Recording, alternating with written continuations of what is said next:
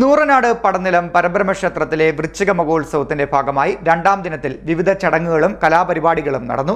ചടങ്ങുകൾക്ക് ക്ഷേത്രഭരണസമിതി ഭാരവാഹികൾ നേതൃത്വം നൽകി. നൂറനാട് പടനിലം പരബ്രഹ്മക്ഷേത്രത്തിലെ വൃശ്ചിക മഹോത്സവത്തിന്റെ ഭാഗമായി രണ്ടാം ദിവസം വിവിധ ചടങ്ങുകളും കലാപരിപാടികളും നടന്നു. രാവിലെ 5-ന് പ്രഭാതഫേരി, 5:30-ന് ഹരിനാമ കീർത്തനം, 6-ന് ഗണപതി ഹവനം, ധാര, 8:30-ന് ഭാഗവത പാരായണം, 12-ന് കഞ്ഞിസദ്യ, 6:30-ന് ദീപാരാധന, സേവ, ചെണ്ടമേളം എന്നിവയാണ് പ്രധാനമായും നടന്നത്.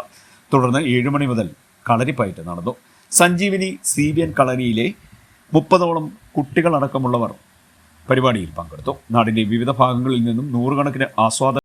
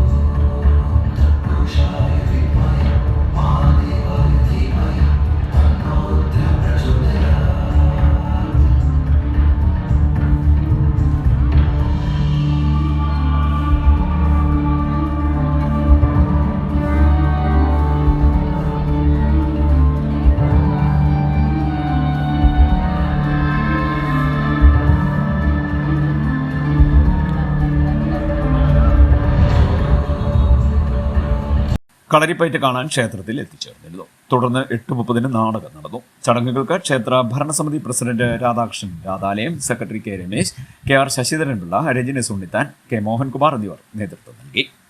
CDNet news, Charummood.